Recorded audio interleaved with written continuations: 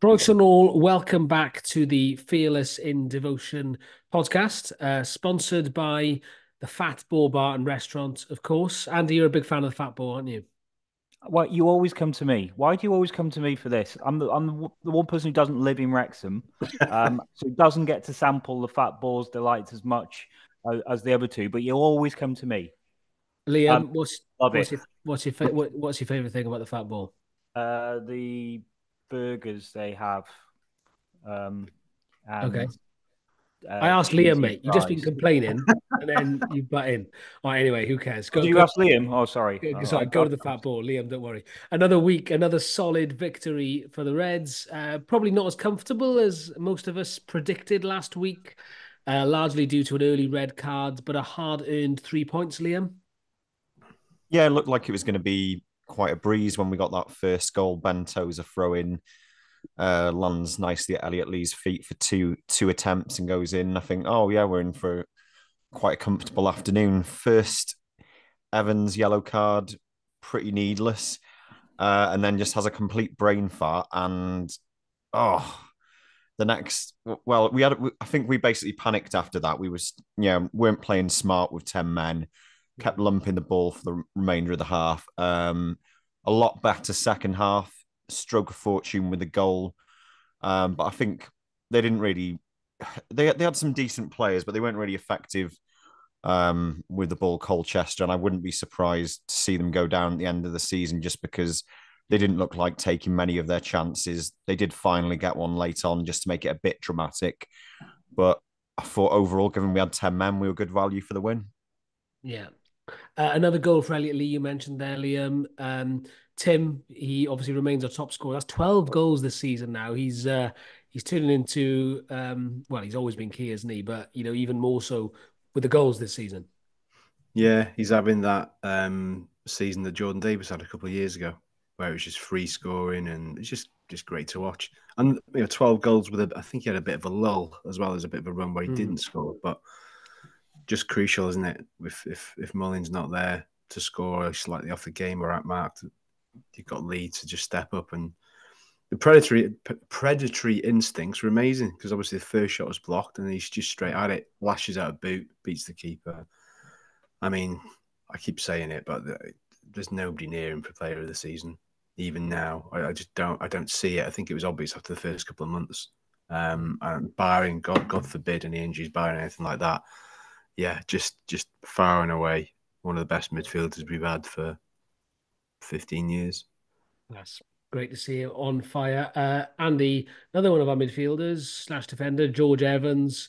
Not a great. What did you make of the red card? Was he playing at? I had a couple of feelings during this game. I went up for it. As soon as he made the first rash challenge, I thought, hang on, something's up with him today. And I just had a feeling he would go. I didn't think he'd go straight red, and I didn't think he'd go so early. But I thought, around about 17 minutes, he might do something rash again. I mean, I don't think he's a Steve Evans, someone who just likes to have Christmas off. But I do think it was an incredibly stupid thing to do, and I can't really work out what is going through his head there. We were lucky that Colchester was shit, basically, because otherwise they would have given us a bit of a tonking. But they had zero cutting edge up front, and we were relatively comfortable even with 10. Speaking of Steve Evans, do you remember that red card in the FAW Trophy game down in Genesee? Who remembers that? Down in Llanelli. Yeah, we had him in this. It was that season. I think it was when we got relegated. Oh, never mind. But contact us if you remember that game because it's seared onto my memory because I went. I'm pretty sure we were 1-0 up and he got sent off and gave away a penalty in like the 92nd minute. They equalised and then they beat us in extra time. And it would have been like our only win in like 4 months. There you go. I remember going down south the FA Premier when I was covering the team for the Daily Post, and I was trying all week to like phone Carmarthen to get a press pass. No one was there, and then I got hold of someone. He said, "Just go to the gate and it will be fine. Just say the press." So I went to the gate and said, "Hi, can I come in and cover the game for the press, please?" He goes, "How do I know your press?" I went, "Oh, well, I have phoned and I've got a press card." He goes, "Have you got a pen?" I went, "Yeah, I've got a pen here." He goes, "Go on then, get in." Well, just the moral of that story is always carry a pen. Always carry a pen and come on and shit. That's a good motto for life, to be fair. Right. Anyway, that win on the weekend leaves us third in the table, 6 points behind Stockport, who it's fair to say are on fire. 8-0 win against Sutton. We have a game in hand, though. Are we all pretty happy with where we are? Yeah, I'd say so. It's looking good, and but you look at, and it's a bit unfair, I suppose, to kind of laugh at Notts County's short-term demise. Was it a lost 6 out of the last 8 or something? But we've got a good buffer on them now. You want to be top 3, so we're in the top 3. If I can attempt fate here, are we looking at a Wrexham Stockport race for the top again? Dare I say it? Yeah, yes. I think we are. Yeah, I think we are. Yeah. It's a rivalry that they'll probably like to renew, but I'm not really that bothered. I've got enough people to hate. I don't want to add Stockport to it as well. So I think we're the 2 best squads, and I think as the season goes on, it will become more of a squad game. And the likes of Barrow are overachieving, but you think that once they start losing players to injury and suspension, they probably won't be able to keep it up. I think it's between us and Stockport, really. Speaking of a squad game, though, Evans now out for 3 games. That's going to be a big test of the squad, right? Because we've got 3, Christmas period. What is it? Newport, then Swindon and Walsall away. Be very interesting to see how we get on. Luke Young. Luke Young. Yeah, did you see the clip of? Yeah. I mean, we put it on the Twitter X in brackets earlier on because I wasn't at the game yesterday, so I went to highlights back, and Evans going down the tunnel, and obviously Luke Young is there in the sort of family and friends bit with his missus, his kids, and it's just the sort of turn, the slow head turn, and sort of death stare. My time has come. I'm not sure if that's telling, but I mean it's probably unlikely. But a lot of people still say Luke Young isn't good enough for the squad. He's still a good player, isn't he? Really, very good player. He's got a part to play definitely in the squad now. So hopefully see him come in. I'm looking forward to it. Can I just talk about James McLean, because I didn't think he had a great first half, and he was my pick to be substituted because I knew they had to do something. Liam, you saw him closer up in the second half. He did really well, didn't he? Yeah, it was weird. It was oddly as though the yellow card seemed to spur him on. When he got it, I was like, oh, Christ, we're potentially going down to 9 here, because he was getting ran ragged by, what was their winger called? The 42. Yeah. He was oh, that was it, Fevrier, because it's French for February, I think. But yeah, he kept tearing him down that side, and I thought, oh, here we go, going to go down to 9 men, but actually recovered really well, really good engine on him, and it was sort of exactly what we needed with 10 men, someone like him to carry the ball up the pitch, smart interplay with the players around him, not wasteful of the ball at all. So yeah, I was really impressed with him. How big is James McLean's engine, Liam? 2 litre, 2.5. Yeah, well, that's Paul Rutherford, isn't it? Yeah. It's the not safe for work episode. After that. I mean, it's almost like Parky had to sit McLean down and remind him that he's a very experienced international with 100 caps, and he shouldn't let some piss-ass winger from Colchester get the better of him. And he absolutely made the winger go the other way in the second half. And Liam's right. I mean, that guy's fitness levels are obscene for his age, because he was herring down the wing after playing with 10 men. 85 minutes gone. I was really impressed with that. But it doesn't stop me from thinking that he did have a really poor first half. So, but good to see him react. I mean, interesting to see how he gets on over the Christmas period. The women once again won against Britain Ferry, who they played last week, but this time it was in the trophy, the Gennaro Adran Trophy. 4-0. Cara Jones scored twice, as well as TJ Dickens and Ava Suckley's late goal. They'll now face Cardiff City in the quarterfinals in January. So just good news on all fronts on the pitch, isn't it, really? And the women going great guns in the league and the cup, Tim. Indeed, yeah. I mean, it's more of a surprise if we come on and talk when they lose because that's more of a rarity, isn't it? So it's just testament, because I think it was 0-0 at half time. So they steamrolled the second half. So whatever Steve Dale said at half time certainly had desired effects. So yeah, they're going from strength to strength. Cardiff's the litmus test for them, really, because that's the one they've lost out to so far. So they're the ones to try and aspire to and overhaul if they want to be the dominant force in that division. And sometimes a cup game is really good for that because it's less pressure, and you just go there and try and make a statement. And often, then you can, if you can get a win, lay a marker down, you can carry that form on into the league. So, hopefully, they can do that in January. Right.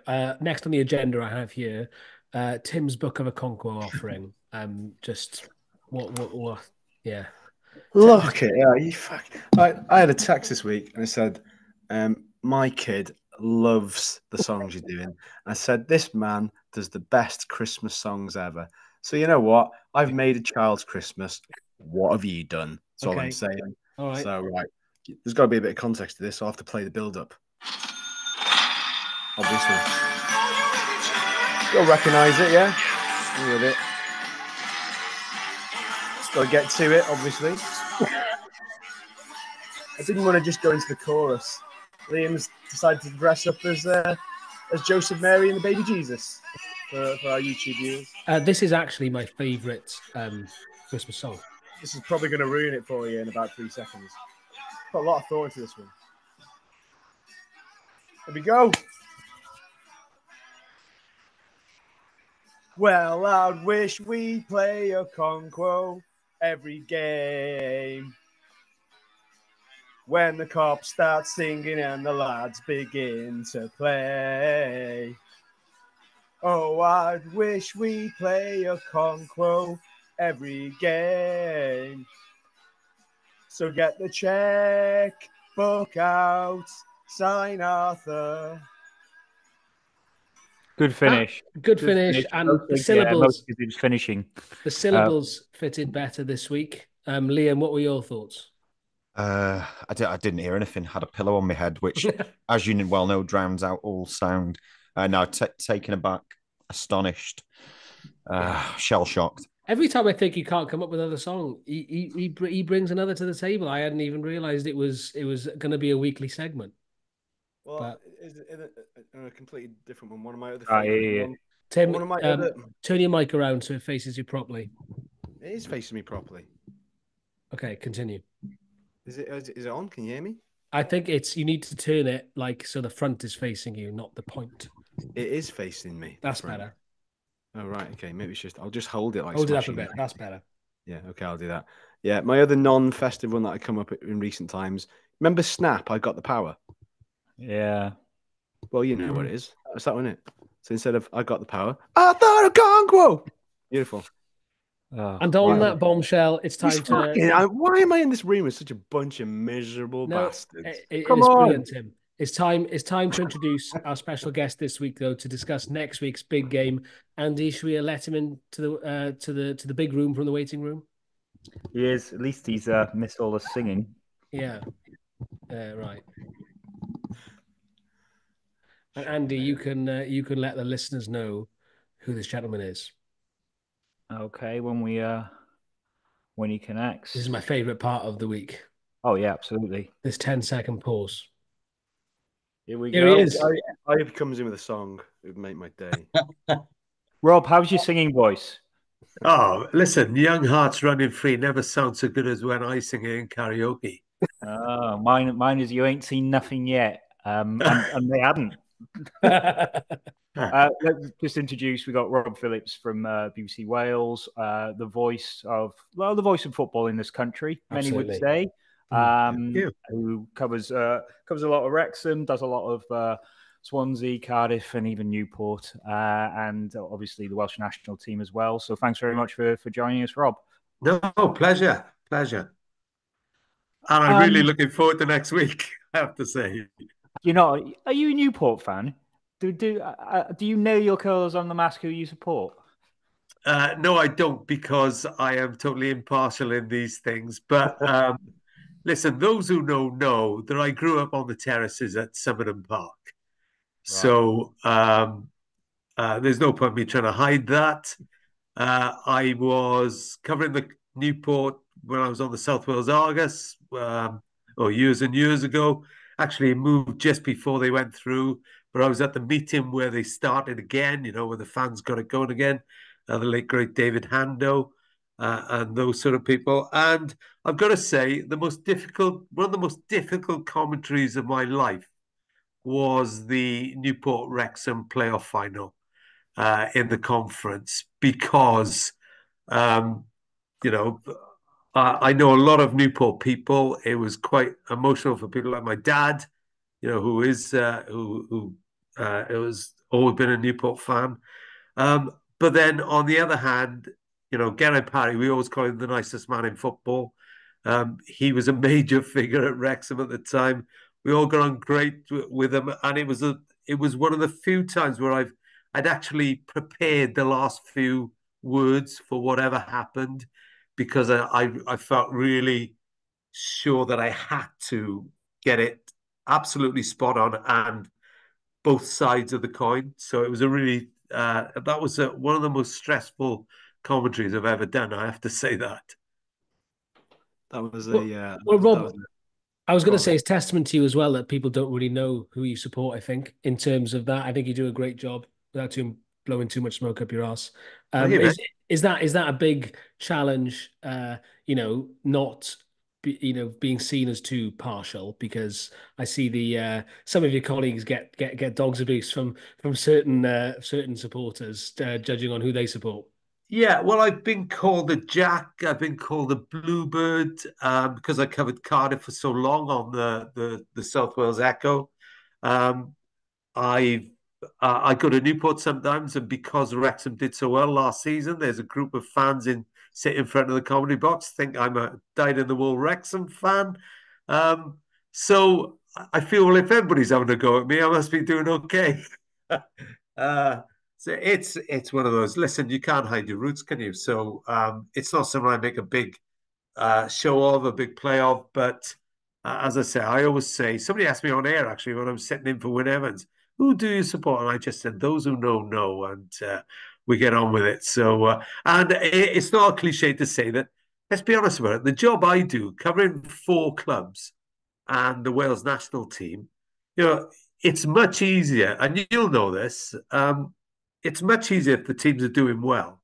It's far easier to cover and likewise Wales. I mean, I always say I've got the best job in the world because I've had Wales covering Wales, commentating on Wales through an absolute golden generation. I like halcyon days of Welsh football for the last 10, 12 years. And I've been really fortunate. And I count my blessings all the time that the biggest moments in Welsh football, I'm usually there, whether that's at club or country level. There was a time at one stage when I first joined the Beeb, I was going to Wembley virtually every year.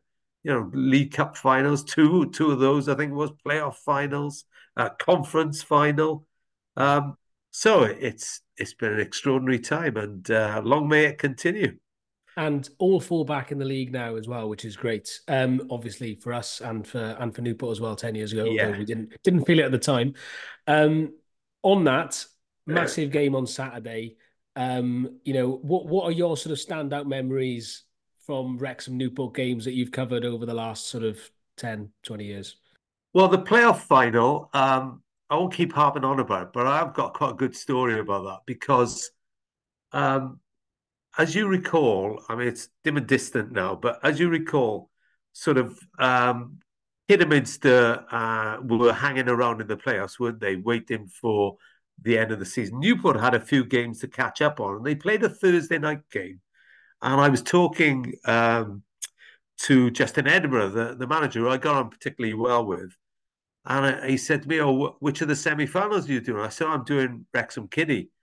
Uh, I said, I won't be at yours, but hopefully see you in the final. And he said,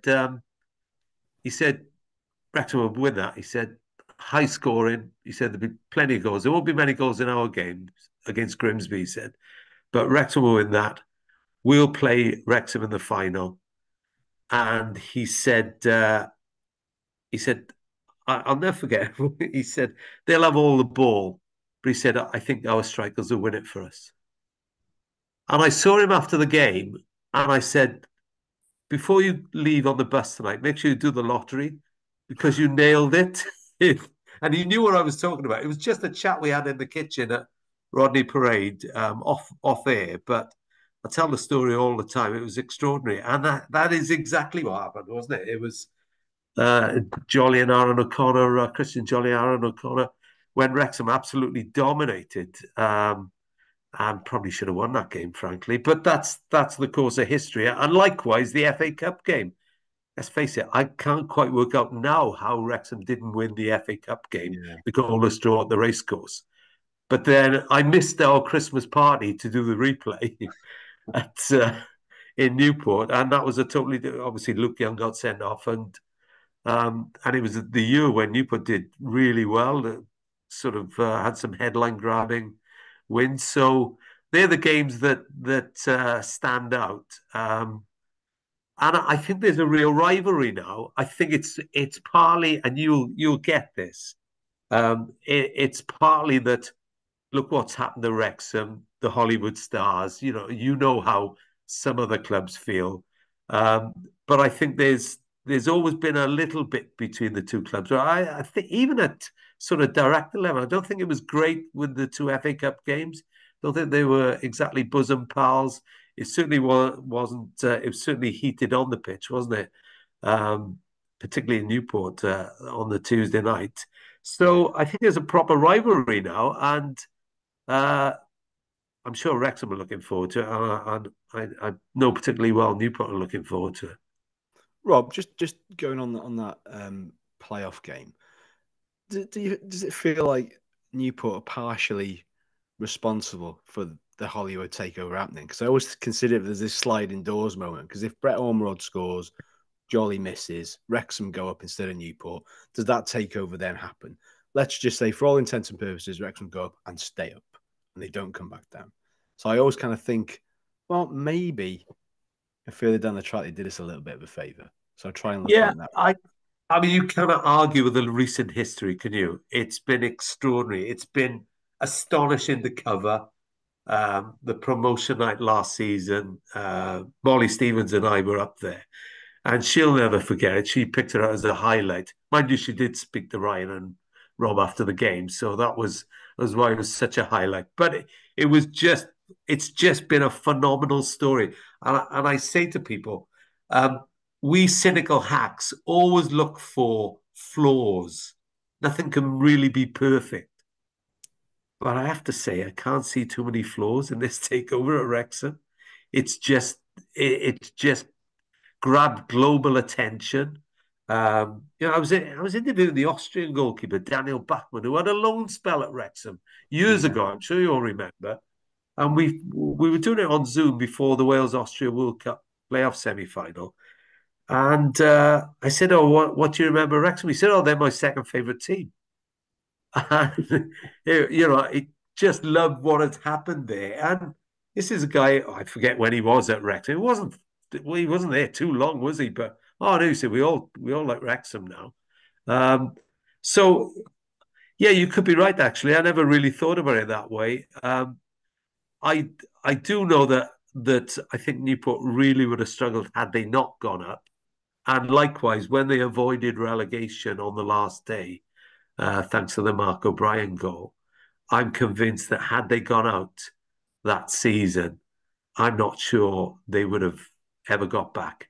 I think it was that. I mean, I never thought when Wrexham went down in 2008, I never thought it would be 15 years. I kept saying it in commentary. Whoever would have thought it would be 15 years? But actually, if Newport had gone out, I'm not sure they would have come back full stop.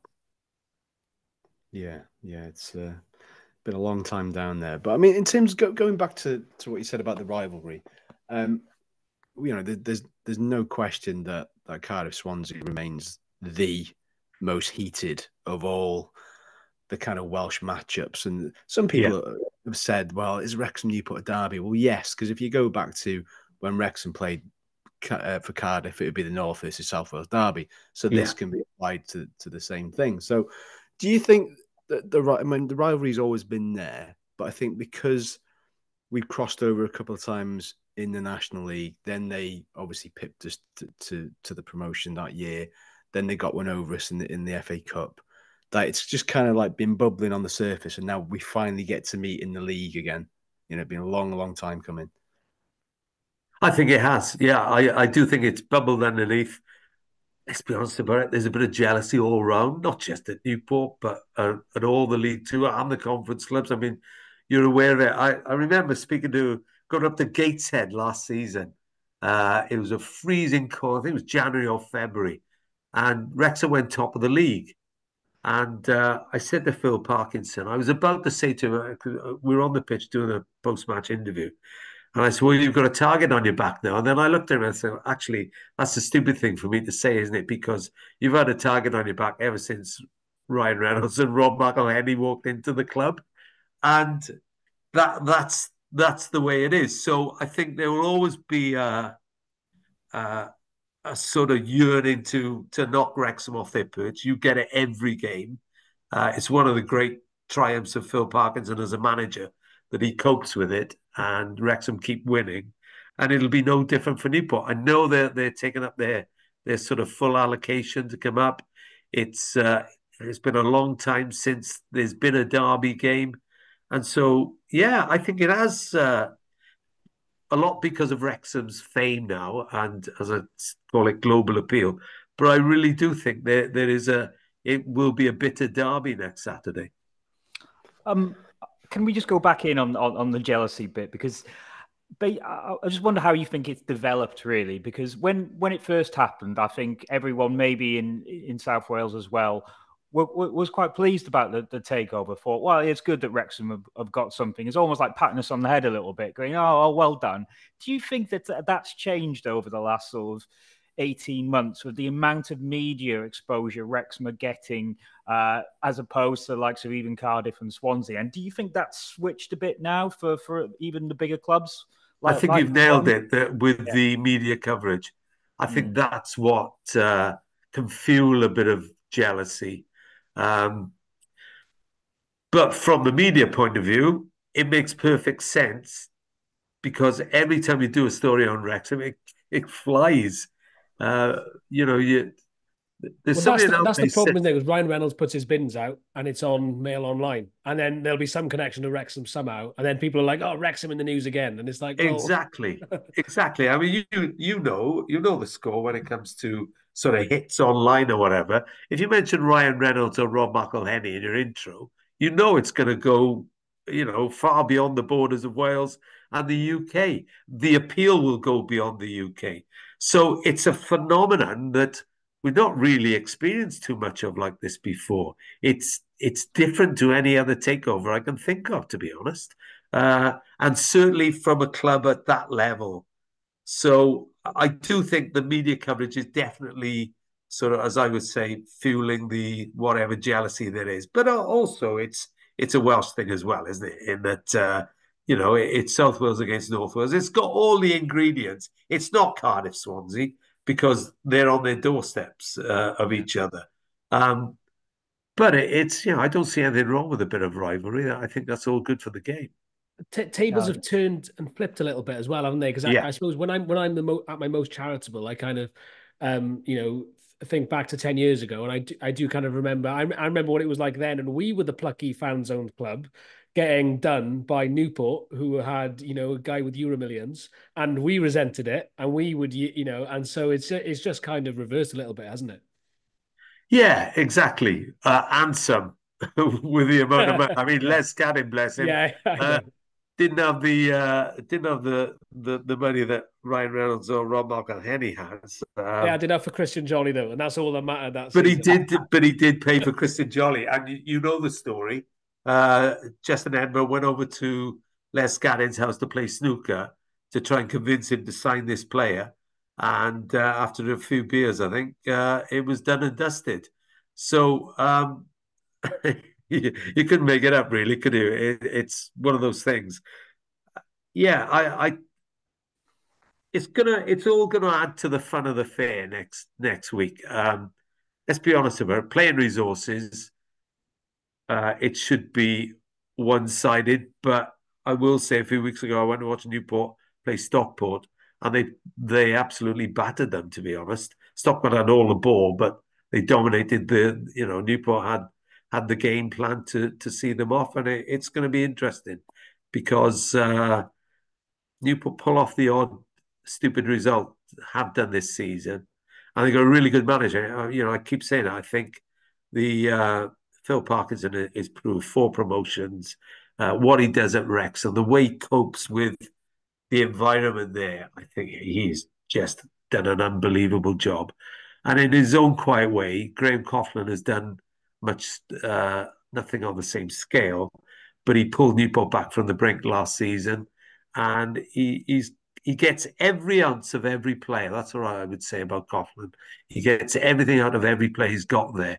They may not be the best scorer in League Two, they're clearly not, but they don't lack for anything as far as effort and endeavour, and they've got a bit about them as well. Rob, you just mentioned Phil Parkinson there. Do you think he Yeah. gets the credit that he deserves? Because people look to his budget and they say, well, he should be doing well, but it strikes me that he deserves a bit more credit than that, really. Yeah, I think you're right. What I would say is this, that there are some managers who wouldn't have the personality to cope with the background music, the off-field stuff, the cameras all the time. There are some managers who just wouldn't be able to deal with that. He does it. Now, we've seen from the Wrexham docs, his persona outside is very affable. We know he can turn inside a dressing room. That was the thing that struck me about the first series more than anything. How he used to rant in the dressing room on times. Maybe I should have been aware of that because I know been around football long enough to know that managers have got that side about them. But no, I really do think, every other manager would love to be in his position to have those resources, but they will also say it's not quite as easy as is made out. Just because you got money doesn't guarantee you success. That's Maurizio Pochettino at the moment. Yeah, certainly. You picked up on the documentary there. We're forever having debates on this podcast. I mean, I think overall we're big fans, but there's maybe individual elements we're not sure of. What are your views from a media perspective? I haven't seen any of the second one yet. I saw most of the first one. It was it's had critical acclaim. I'm no expert on these sort of things. I don't get much time to watch even football docs like that. I did get halfway through the one on Atletico Madrid when they won La Liga a few seasons ago under Simeone. But so I watched, I think, 5 or 6 of the first series of the Wrexham doc. I actually thought in the first series, the stuff about Wales and Welsh cakes and all that, I thought that was the most entertaining. Well, I will say it is warts and all. I will say that it is warts and all, and that's to be a credit. And one of the most surreal things that happened to me is I was actually at Maidenhead when they turned up for the first time, little knowing what was going to happen that night. There was a rumor going on about half hour before kickoff they're going to be here, and then you see. Obviously, it was an evening kickoff, and then you see the lights appear, and they're snaking through the stand to a section which we can't get to, the media, and then of course they're gone by the end, before the end of the final whistle, before we could even get over there to even try and grab a word. But I'm talking to Phil Parkinson afterwards in a little huddle, and they're filming it. Didn't think any more of it, and then a few months later, I get a call from America saying, "Do you happen to have the audio of that interview you did with Parkinson on the pitch?" And I said, "Well, I could look through my phone, see if I've got it. What date was it?" And they said October something, I think it was. And I threw them over the audio because they didn't actually their microphone had broken down on the night or something.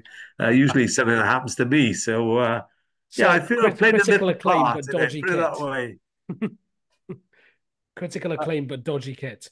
Yeah, yeah. Well, we know about that, don't we, Reese? Rob Phillips, savior of the documentary. I don't know about that. just going back to Newport taking their full allocation. I mean, it's 23rd. It's the Friday before Christmas. It's a long bloody way. That surprises me a little bit, but on the other hand, it doesn't. Now, what you're going back about saying the interest in Wrexham. Now, I work for a national paper, and I would say Wrexham are our fourth biggest team now, after Liverpool, United. Maybe Chelsea or one of the others. Then it's Liverpool. Then it's Wrexham. So, on one hand, people are sort of getting pissed off with the amount of coverage they're getting, but every time we go somewhere, there's a record crowd. Yeah. Colchester, which is, as you know, is halfway across, most of the way across the country. That they brought 650 there yesterday. It is sort of strange how people hate it with one hand, but can't get enough of it, and the other hand have to be there and see it a little bit. Yeah, there's they are interested because every other club would want to be Wrexham. Let's face it, every fan of every other club would want to suddenly have. I mean, you've seen the advert, haven't you? Where there's a football fan say, "Oh, we don't need we're fans. We are a club proud of our fans." And then the guy bursts in and says, "There's a billionaire about to take over," and they start the song about forget the FFP, the title race is on, sort of thing. So yeah, it's partly. I mean, I think partly they never know if. I was at Swansea on Saturday, and there was word coming around from Wrexham that Taylor Swift might be there. Well, even we were talking about it, which is extraordinary, isn't it? So yeah, I think people go there, wanting to see what it's all about, really, and B, just in case they spot a film star. I was talking to Elliot Lee in the summer. We did an interview with Elliot Lee, and even that interview went huge on the BBC Sport website. But he just casually drops in, "Oh, I was having physio and Will Ferrell walked in." I mean, you can't make these things up, can you? I missed a call. It was Ryan. It's just totally new, just totally different. Yeah, it's like it's a takeover that it's just such a weird sort of circumstance of takeover, which I think would be hard to replicate in again at this level. I mean, well, what I will say, Andy, is this: that the night it happened. I sort of messaged Gemma Owen, and said, what about this sort of thing? Because the statement came out, or maybe the following night, about everything they were going to do, and she said to me, "Well, the first thing they've done is put 50 grand into the community and on all that side of it," and you're thinking, "Wow, what is there to pick holes in here?" It's just extraordinary what's happened there. So that leads me to my last question before I hand over to the other guys. How far do you think Wrexham can go? Now, I know they keep saying, "Well, we're looking at the Premier League. Why wouldn't we?" And some of us sort of are buying into that, but a bit more football realists are thinking, is our natural place top of League One, or maybe a couple of seasons in your Championship? But where do you think we can go with half a country behind us? Well, I think it'll be a surprise if Wrexham don't get promoted this season. And then in League One, I haven't seen League One football for years, thank goodness. But what I think is this, that they will know when they can no longer do what is required, I think. But what they do have is access to more financial muscle. And so whether Ryan and Rob are there at the time, if they're in the Championship, Wrexham in the Championship, and pushing for the Premier League, whether that's outside of what they thought about putting in, I don't know. But they will have contacts and access to the resources which you need. Because the Championship, even now, there is some big money in the Championship. It's because they're all trying to get to that dream world of the Premier League, where the money really does open up now, where it's worth so much. It's the promised land, isn't it? So if they could, I think it's. I never say, well, you should continue sort of gradually. You want success as soon as you can. I've never thought about being gradual if you can do what Tosh did with Swansea and go up 4 divisions and hopefully have the resources to stay there. That's what you've got to do. So I don't see that there's a limit particularly, but I do think the owners will know when it's out of their ballpark. Back to the nitty-gritty, Rob, of Yeah. Saturday's game. You talked about Newport when they beat Stockport a few weeks ago, 2-1, outplayed them at Rodney Parade. Who are the danger men? What do you think Newport are going to try and do to sort of disrupt Wrexham at the racecourse? Well, I don't know if you saw any of the Barnet FA Cup game on Tuesday. Yeah. But they were particularly good on the break. Their first goal was from inside their own half, winning the ball back 3 or 4 passes later. They'd scored. Their wing backs get forward really well, particularly McLaughlin, who's been quite eye-opening in the last few months or so. And they will play a front three, and they're not bad. Omar Bogle has been around at this level for a long time. Will Evans has been a revelation this season, 12 goals now, and Seb Palmer Holden just back from injury. So he knows, he's on loan from Bristol City. He makes them work as well. I think their biggest problem this season has been they've had horrendous injury problems. Every club gets it, but they've had it particularly bad. But they're starting to come back now. So they've got energy in midfield.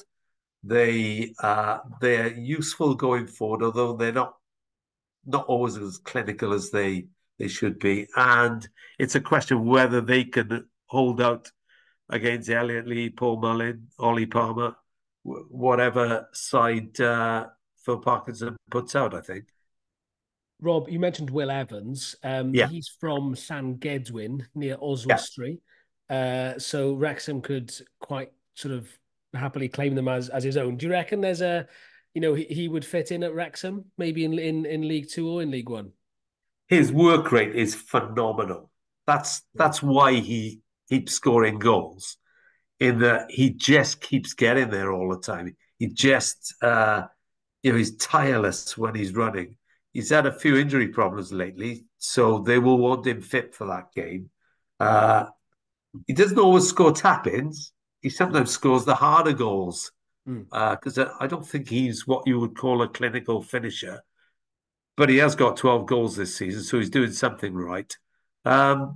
He's one of those where actually more so than Wrexham in some ways, they picked up players from the Cymru Prem because their budget dictates that. So Priestley Farquharson was there last season, the defender, went from Conisky Nomads. James Waite, they signed from from Penabont. As Nathan Wood, the midfield player, they signed from Penabont. And of course, Will Evans came from Bala, having really caught the eye with a couple of goals against England for Wales C. So he's dangerous, Will Evans, and he will keep testing you because he does keep running. He will keep getting into those positions, whether he's scoring or not. So you have to keep an eye on him. It's going to be interesting, I think. And of course, Ben Tozer against his old club as well. It's going to be a cracking atmosphere, I think. We're all really looking forward to it. Any other business, gents, with Rob? Tim? Tim, there's one important thing you need to ask him. Well, go on. I did have a question, but go on. Are we talking about a piece of attire? Oh, we're talking about shit purple jumper. Rob, I don't know if you're aware of the shit purple jumper fable, for want of a better word, that's kind of sprouted up between Newport and Wrexham. Are you aware of what I'm talking about? No. So enlighten me. Many moons ago, and I can't remember when it was now. I kind of want to say it was probably around 2011, 2012. Yeah, it was. Was it about 2011? We won 4-0, I think. I remember it vividly because I think it was maybe a matter of days after Gary Speed had passed. I think it was around that time we played them. And I'm not sure what happened, but the Newport fans were housed in the sort of tech end, basically, where all the Wrexham fans are now. And Newport brought a smattering of fans. I can't remember how many. But there was one particularly animated fan, kind of a portly gentleman, who had an absolutely horrific purple jumper. It was bad. I mean, it was so bad. I think it was a dark, was it a night game, Liam? But it was quite dark. He stood out in this loud, horrible purple jumper, complete world away from what the Amber Army would normally wear. And he got loads of stick for it. And it was just the sort of chant that pipe that said, "You shit purple jumper, you got a shit purple jumper," and it kind of went on from there.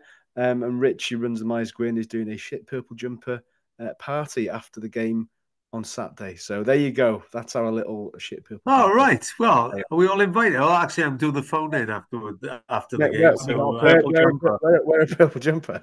I'll try. No, it's not you. I mean, I do wear outlandish attire sometimes, but purple jumper is not part of my collection. Speaking of purple jumpers, going into purple patches, that's a crap link, actually. One thing I did want to ask you was, it might be a bit unfair to ask you, but the whole thing with Paul Mullin for Wales, I kind of feel that's maybe been and gone. Whether the putting him on standby for the Gibraltar game, my very cynical friend Kurt from South Wales branded it a publicity stunt. Some people would agree with that. Some people would think otherwise.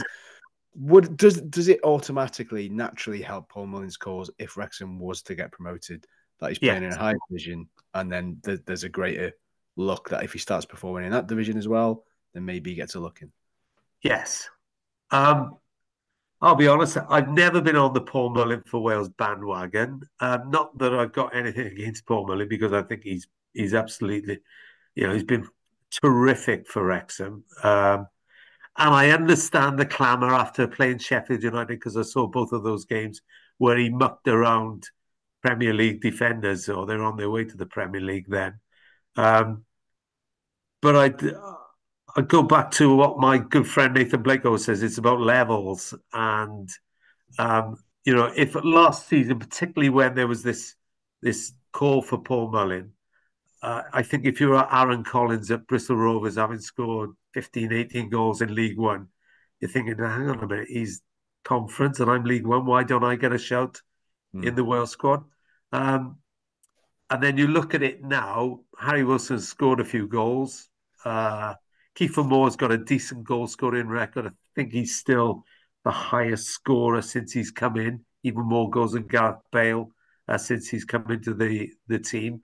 And the way they play, I think it's fairly settled now, with Nathan Broadhead knocking on the door as well. Scored again. You might look at Tom. You might look at Tom Bradshaw and think, well, he's not particularly scoring goals this season, but he was in the Championship last season. So, I don't know how serious Rob Page was about bringing in Paul Mullin. I suspect if he was going to do it, it would have been last season. But Wrexham go up and he starts scoring in League One. I mean, that then he's got to have serious consideration, I would have thought, because we're not blessed with loads of players. So I mean, last season I a bit cruelly in a way, I suppose, but I'd said, well, has anybody checked on the the parentage of what's his name, the guy at Notts County, Macaulay Langstaff? Yeah, because he was scoring quite a few goals as well. But nobody looked at that. Well, that's because he wasn't at Wrexham. Actually, I did have a look, and there's no Welsh in him. But might be that then, Rob. Yeah, it might be that. Yeah, yeah. So I understand it, and it's a great tale. And if Paul Mullin gets in, fine. And if he scores goals for Wales, nobody's complaining. Yeah. But I do think it's about levels at the moment. I think he's still a little bit down the pecking order.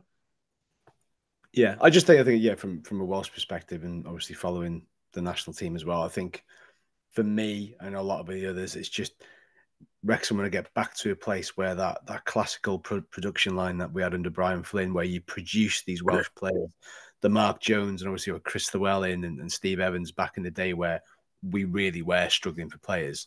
So to get that representation from Wrexham into the national team again, I would like to think that will come in time. Next Yeah, time. and likewise, I've never said, just to make it painfully clear, I've never said Will Evans should be picked for Wales, and he's got 12 goals this season. So, I think I'm fairly straight down on this one. I'm pretty realistic.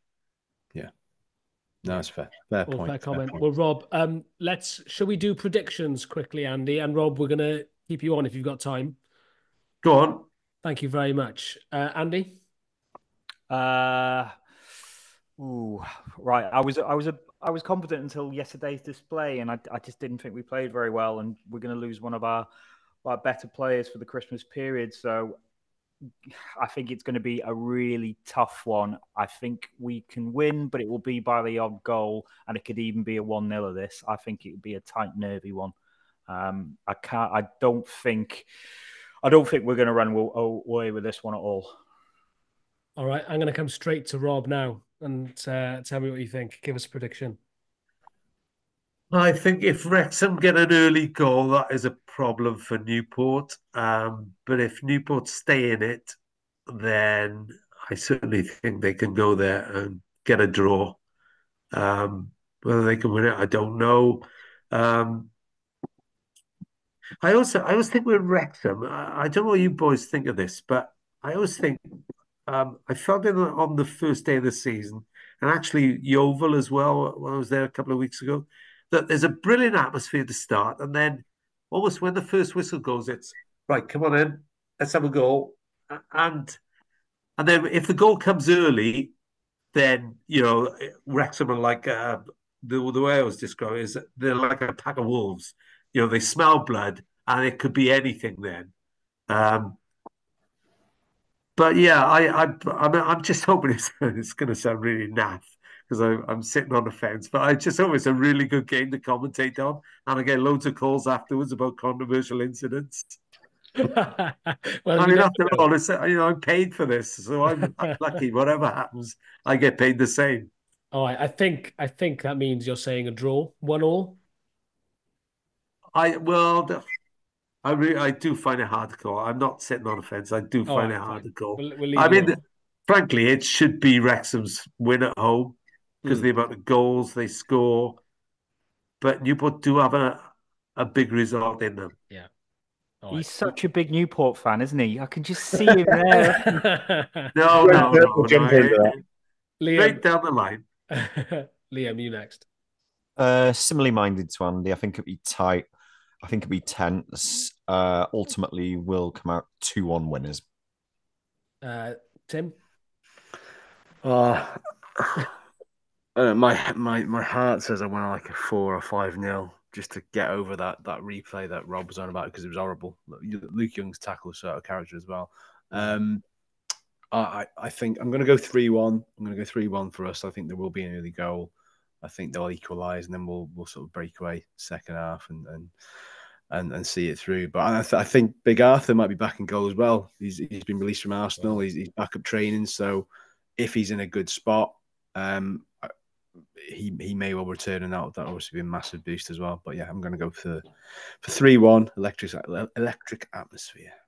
Rob will like this. I'm going to go 2-2, and I think it's going to be feisty, and I think there might be another red or something's going to happen because even though it's only Tozer really who's got sort of Newport connections, as far as I'm aware, the rivalry should mean pretty much nothing to these group of players. But I think the atmosphere will be really good. You'll have a vocal Newport fan base there.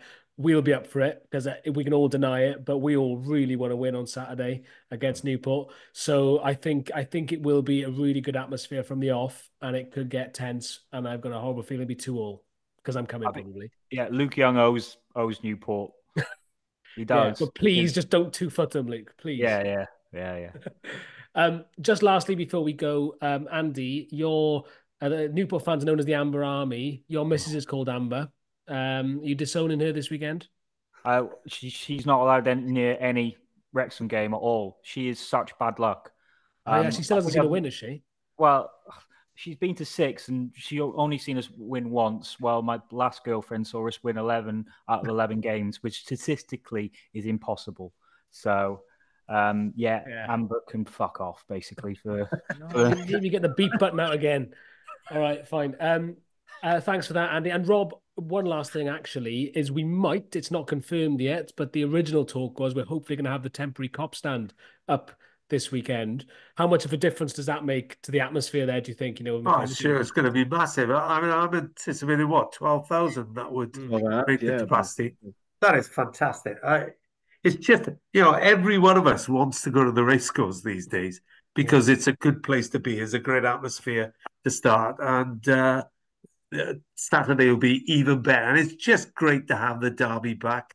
There's nothing, we build up big time to the Cardiff-Swansea derby for reasons which are pretty obvious. But it's just great to have another derby back. And it's not long before the return, is it? The return is in January as well. Yeah. So two standout occasions either side of Christmas and the New Year. Happy days. Bring it on. Bring it on. Bring it on indeed. I think that's a sentiment we can all get behind. Thank you, everyone, for listening. Thank you, Rob, for joining us. We really appreciate it. Loved it. And remember, you can contact us in various ways, and sometimes we check it, and we always appreciate it, though. So thank you for listening, and goodbye. Take care. Cheers very much.